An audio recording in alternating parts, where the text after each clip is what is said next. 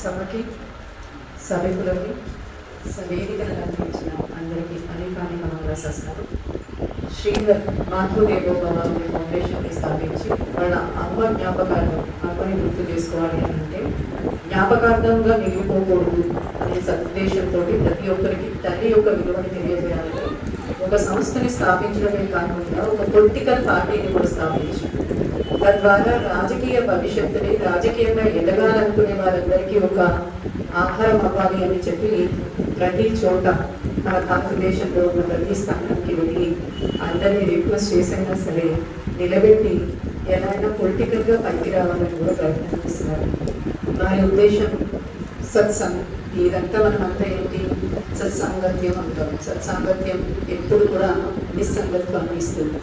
కాబట్టి అలాంటి ఆలోచన కలిగింది కాబట్టి మంచి జరగాలని మనం అందరం అనుకుందాం. మనం బెస్ట్ విషెస్ ఇద్దాం న్యూ ఇయర్.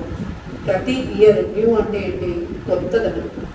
ప్రతి సంవత్సరం మనం ఒక కొత్తదనానికి ఆలోచనకి తెలియజేయాలి. ఇందాక విజయాదేవి గారు కూడా చెప్పారు, అందరం కలిసికట్టుగా పని చేస్తే ఖచ్చితంగా విజయం సాధించగలము. ఎవరికైనా ఒక చిన్న ఆలోచన వస్తే మనం వెనకకి లాగడం మన ప్రయత్నం ఇప్పటివరకైతే మనకు అందరికీ ఉన్నది. ఎవరైనా ఏదైనా ఆలోచించగానే ఇది వర్కౌట్ కాదురా, నువ్వు చేయలేవు అనే కన్నా వాడు ఏ విధంగా ఆలోచిస్తున్నాడు, ఎలా చేయాలనుకుంటున్నాడు, మన సైడ్ నుంచి మనం ఎంత హెల్ప్ చేయగలుగుతాము, అట్లీస్ట్ మోరల్ సపోర్ట్ ఏమి ఇవ్వగలుగుతాము. ఇలాంటివన్నీ కనుక మనం ఆలోచించగలిగితే కనుక ప్రతి వ్యక్తి వాడి ఆలోచనలో ముందుకు వెళ్ళే అవకాశాన్ని మనం ఇవ్వగలుగుతాం. కాబట్టి సంఘటితం అవ్వడం. మనకి మహాభారతంలో ఒక కథ వస్తుంది. దాంట్లో అందరికీ తెలిసిందే, పాండవులందరికీ అరణ్యవాసానికి వెళ్ళినప్పుడు అజ్ఞాతవాసానికన్నా ముందు దుర్యోధనుడు అలాగే దుశ్శాసనుడు దుష్యరుడు ఇట్లా ఆయన తమ్ముళ్ళందరినీ తీసుకుని ఆయన వాళ్ళందరి భార్యలతోటి పరివారంతో పాండవులని ఎక్కిద్దామని వెళ్తారు. ఏమని ఎక్కిద్దామని అంటే రాజ్యము వదిలేసేసి, రాజ్యము లేకుండా కనీసం వస్త్రభూషణం కూడా సరిగా లేకుండా వీళ్ళు అడవిలో పడి చాలా దీనహీన స్థితిలో ఉన్నారు కాబట్టి ఎక్కిద్దాం. అలాగే దుర్యోధనుడు దుశ్శాసనుడు వీళ్ళందరి భార్య ఎందుకు వెళ్ళారు అంటే, ఈ ద్రౌపది దేవిని అలంకారం లేకుండా ఉంది, ఏక వస్త్రంతోటి వెళ్ళింది. అలాంటి ఆవిడ నూలు వస్త్రం కప్పుకొని ఉంది, అసలు రాజ్యమే లేదు, భోగభాగ్యాలు లేవు. భోగభాగ్యాలతోటి నేను వెళ్ళి మడులో మాణిక్యాలు అలంకరించుకొని ఆమెను చూస్తే ఆమెను ఎక్కించినట్టే, ఏమనక్కర్లేదు దానికి అని చెప్పి వీళ్ళ ఆలోచన. కర్ణుడు ఏమనుకుంటాడనంటే, నాకు రాజ్యం ఉంది, అర్జునుడు ఎంతటి వాడు నా ముందు అనుకుంటాడు. ఇలా ప్రతి ఒక్కరూ ఒక్కొక్కటి ఆలోచించుకుని శకునితో సహా అందరూ వీడికి అరణ్యవాసంలో ఎక్కించడానికి వెళ్తారు. అయితే మనం ఒకటి తెలిస్తే భగవంతుడు ఒకటి తలిచాడు అనేది ఒక మనం ఎప్పుడు అనుకుంటూ ఉంటాం. మనం ఏదో చేయాలనుకుంటాం, భగవంతుడు మనతోటి ఇంకోటి ఏదో చేయిస్తాడు. అలాగే వీళ్ళకి కూడా ఒక గంధర్వుడు వచ్చి వీళ్ళందరితో యుద్ధం చేసి వీళ్ళందరినీ ఎత్తుకెళ్ళిపోతాడు. దుర్యోధనుడి అందరినీ కర్ణుడితో సహా వాళ్ళ భార్యలతో సహా ఎత్తుకెళ్ళిపోతాడు. ఎవరి కోసం ఆర్తనాదాలు పెట్టాల్సి వస్తుంది? పాండవుల కోసం ఆర్తనాదాలు పెట్టాల్సి వస్తుంది. ఎవరినైతే ఎక్కిరిద్దామని వెళ్ళారో వాళ్ళని శరణు, నాకు సహాయం చెయ్యి అని చెప్పి అర్థించాల్సిన పరిస్థితి దుర్యోధనుడికి కనిపిస్తుంది ఆ సంఘటన. కాబట్టి ఆ సంఘటన వల్ల వీళ్ళు ఇంత మొత్తుకుంటూ ఉంటే ఇదంతా ధర్మరాజు యజ్ఞం చేస్తూ వింటాడు. వెంటనే ఆయన ఏం చెప్తాడు, కౌరవులందరినీ గంధర్వుడు ఎత్తుకెళ్ళిపోతున్నాడు, భీమా నీ వెళ్ళి రక్షించు. అదేంటి అన్నయ్య, మనం ప్రతిజ్ఞ చేశాం వీళ్ళని సంహరిస్తామని చెప్పి. వాడి మనం చేయాలనుకున్న పని భగవంతుడే చేసి పెడుతున్నాడు, అలాంటప్పుడు వీళ్ళు ఎందుకు రక్షించాలి అని చెప్పి ఆయన కోపంతో కళ్ళు ఎర్రబడ్డాయి. భీముడు ఎంతటి వాడు? 1000 ఏనుగుల బలం కలిగిన వాడు. ఆయన నేను మన కురుక్షేత్రం వెళ్ళినప్పుడు చూశాను, ఆయన పళ్ళని నాకన్నా పొడుగున్నాడు, చాలా పెద్ద పళ్ళు. అంతటి పళ్ళల్లో ఆయన భోజనం చేసేవాడు అంటే ఎంత తినేవాడు. అంత తిన్నాడు కాబట్టి అంత అరిగించుకోగలిగాడంటే, ఎదురుగుండా ఒక సింహం వస్తే ఈయన గట్టిగా అరిస్తే సింహం భయపడి 100 అడుగులు వెనక్కి వేస్తుందట. అలాంటి వాడు భీముడు. అలాంటి వాడు ఎర్రటి కన్నులతోటి కానీ ఏదైతే అదైంది. అర్జునుడిని కూడా చూస్తే అర్జునుడు కూడా ఏమి మాట్లాడాడు.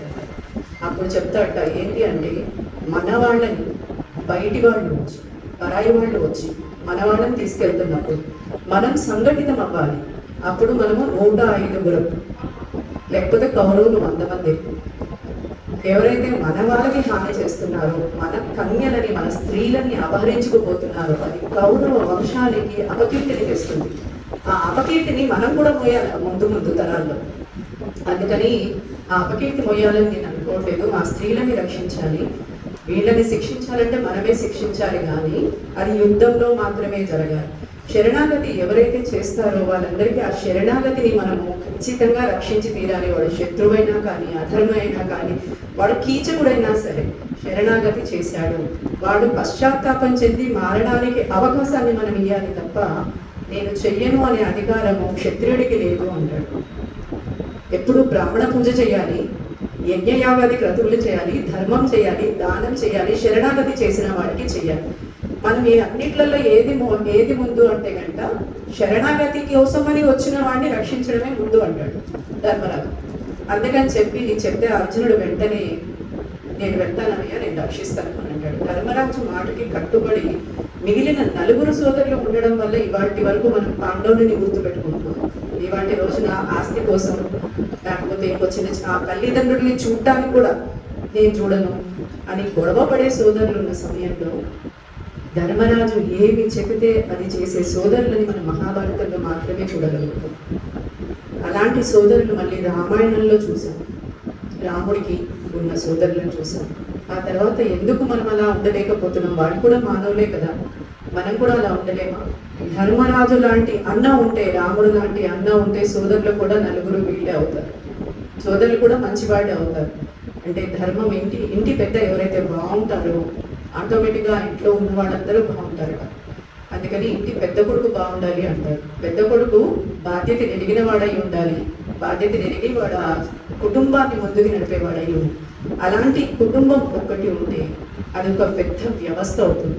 వాళ్ళని చూసి చాలా మంది నేర్చుకుంటారు, మంచిని చూసి నేర్చుకునే వాళ్ళు పోతున్నారు. ఆ గంధర్వుని అందరినీ చంపి తీసుకొచ్చేసేటప్పుడు అర్జునుడిని ఈ గంధర్వుడు పోకుండా ఇక్కడిక్కడ బాణాలు వేసేసి వాడిని ఆపేస్తే ఆ చిత్రసేనుడు అనే గంధర్వుడు కిందికి వచ్చి, అరే నేను నీ మిత్రుడు, నువ్వు నన్ను కొట్టి చంపేస్తున్నావు అని అంటే, ఎందుకు ఇవన్నీ పనులు చేసావంటే దేవేంద్రుడు పంపాడు. ఎందుకు పంపాడు? వీళ్ళు మిమ్మల్ని ఎక్కిరించడానికి, అపహాస్యం చేయడానికి, మిమ్మల్ని అవమానించడానికి ఇంత దూరం వచ్చారు. కాబట్టి వీళ్ళ బుద్ధి ఎరిగి మీరు ఈ అరణ్యవాసంలో ఉండగా కోపం తెచ్చుకుని వీళ్ళ మీద యుద్ధం చేయకూడదు కదా, తర్వాత కదా యుద్ధం చేయాలి, 12 సంవత్సరాల తర్వాత యుద్ధం చేయాలి. అందుకని దేవేంద్రుడు పంపి వీళ్ళని మీ దారికి అడ్డం లేకుండా చేయమన్నాడు, స్వర్గానికి తీసుకురమ్మన్నాడు, అక్కడ శిక్ష వేయమన్నాడు. అయితే సరే ఈ విషయం తెలిసింది కదా, ధర్మరాజుని అడుగుదాం, ధర్మరాజు ఏం చెప్తే అదే చేద్దాం అంటాడు. చిత్రసేనుడితో పాటు అందరినీ తీసుకుని వీళ్ళ దగ్గరికి వచ్చేసరికి ధర్మరాజు ఏమంటారు, వదిలేయమంటాడు. ఎందుకంటే అందులో కుల స్త్రీలు కూడా ఉన్నారు. కుల స్త్రీలకి అవమానం జరిగితే కులం మొత్తానికి అవమానం జరిగినట్టే, వంశమంతా అవమానించబడినట్టే. కాబట్టి ఒక అమ్మాయిని మనం ఇవాళ రోడ్డు మీద పోతుంటే టీస్ చేస్తూ ఉంటారు చాలా మంది. టీస్ చేస్తే మీ వాళ్ళనే మీరు టీస్ చేసుకుంటున్నారు. ఎవరో ఎక్కడి నుంచో రాలేదు, నీ ఇంట్లో కూడా ఒక తల్లి ఉంది, ఒక చెల్లి ఉంది, రేపు పొద్దున్న నీకు భార్య అవుతుంది, నీకు ఇంకొక కూతురు అవ్వచ్చు. అలాంటి స్త్రీని అంటే అవన్నీ మన వంశానికి చెందినవే. అలాంటి వాటిని ఇవాళ మనం అపహాస్యం చేసుకుంటున్నాం. ఇవన్నీ మనం మహాభారతం నుంచి చూస్తే మన జీవిత చక్రంలో ఇవన్నీ తిరుగుతూ కనిపిస్తూ ఉంటాయి. అందుకని మహాభారతంలో లేని కథ మన జీవితంలో లేనే లేదు. ఒక్క మహాభారతాన్ని బాగా చదవగలిగితే, భగవద్గీతని ధారణ చేయగలిగితే, దాన్ని ఆచరించగలిగితే మీరు భగవంతుడిని పొందినట్టే. ఇవాటి రోజున పాశ్రంలో అమ్మవారు అదే చెప్తుంది, ఏమనంటే మేము నీకు చెందినవాడ, ఈ ఆత్మ నీకు చెందింది, ఏ ఆత్మ అయితే నీకు చెందిందో అని భగవత్ సంబంధం లేకుండా, అంటే భగవంతుడు మనకి ఉండడానికి కావాల్సిన ఇక్కడ ఏర్పాటు చేస్తాడు. నీరు, ఆహారము, ప్రాణము, వెలుతురు, మనకు కావాల్సిన శరీరం, ఇలాంటివన్నీ ఏర్పాటు చేస్తాడట. అయినా ఈ శరీరము భగవంతుడి దగ్గరికి వెళ్ళి దండం పెట్టుకోవడానికి సంకోచిస్తూ ఉంటుంది. అబ్బా నాకు టైం లేదండి, నేను ఇప్పుడు వెళ్ళలేదు, ఒక గుడికి వెళ్ళాలా, కుదరదండి. అక్కర్లేదయ్యా, నువ్వు నుంచిన చోట మనస్సులో స్మరణ చేయి, భగవన్ నామస్మరణ చేస్తే చాలు. నీకన్నా వచ్చి ఇలా అందుకుందాం అనుకునేలాగానే ఆయన చేపట్టేస్తాడు. నీ మనసులో ఆ భావన రాగాలి. మనం అంత నమ్మి చేస్తున్నాం ఆ పూజ. అందుకే మనం చేసే పూజల్లో ఫలితం మనకు కనపడుతుంది. నువ్వు ఎవరిని పూజ చేస్తున్నావు, ఏ ధర్మంలో పూజ చేస్తున్నావు కాదు, భగవంతుడి ఎంత నాకు అప్పుడే భగవంతుడికి సహాయం చేస్తాడని ఇవాళ గోదాదేవి భక్తులకి తెలియజేస్తుంది ఇవాళ భాషలో. ఇలా ఎందుకు అన్నీ చెప్తున్నానంటే అన్నిట్లలో మన నమ్మకం ఆధారపడి ఉంటుంది, మన సంఘటిత శక్తి ఆధారపడి ఉంటుంది. వాళ్ళందరూ వదిలివేయబడ్డారు. వీళ్ళు యుద్ధానికన్నా ముందే చనిపోయారు, యుద్ధానికన్నా అపకీర్తితో చనిపోయారు. ఎవరినైతే అపహాస్యం చేద్దామని వెళ్ళారో వాళ్ళ వల్లే రక్షించబడి అలాంటి అపకీర్తితోటి క్షత్రియుడికి ఏంటి అపకీర్తి చాలు, యుద్ధంలో చచ్చిపోతే స్వర్గం వాడి విజయమో వీర స్వర్గము అంటారు. ఇవాటి రోజున మన ఆర్మీ జవాన్లకి వీర స్వర్గం లభిస్తుంది. ఈ విషయం ఎంతో తక్కువ మందికి తెలుసు. ఆర్మీ జవాన్లు ఏమంటే చచ్చిపోవడానికి వెళ్తున్నారు అనుకున్న వాళ్ళు ఎక్కువ మంది. వాళ్ళు అక్కడ ఉన్నారు కాబట్టి ఇవాళ మనం చక్కగా ఇక్కడ కూర్చొని మైకుల్లో వాటిలో వీటిలో మాట్లాడుకుంటున్నాం. లేకపోతే మనం కూడా భయంతో బిక్కు బిక్కుమంటూ ఉండేవాడు. బ్రిటిషర్స్ మన రాజ్యాన్ని పరిపాలించేటప్పుడు ఒక స్త్రీకి కానీ ఒక పురుషుడికి కానీ ఒక పిల్లకి కానీ లేకపోతే పుట్టబోయే పిల్లకి కూడా రక్షణ అనేది లేదు. అలాంటి స్థితి నుంచి ఎంతో మంది బలిదానంతో ఇవాటి రోజు మనం ఆ స్వాతంత్రాన్ని అనుభవిస్తున్నాం. ఇలాంటి ఎన్నో కొత్త కొత్త న్యూ ఇయర్స్ చేసుకుంటున్నాం. ఈ కొత్త న్యూ ఇయర్లో కొత్తగా ఏమైనా ఆలోచించండి, కొత్తగా ఒక శక్తిని తీసుకోండి, అంటే ఒక ఆలోచనని తీసుకోండి, దాన్ని శక్తిగా ఆయుధంగా మలుచుకోండి, మీ జీవితాన్ని మార్చుకోండి, మీ జీవితం అది పునాది అయ్యేలాగా చూసుకోండి. ఇప్పటిదాకా తీసుకోకపోయినా పర్వాలేదు, ఇక ముందు తీసుకోండి అంతే.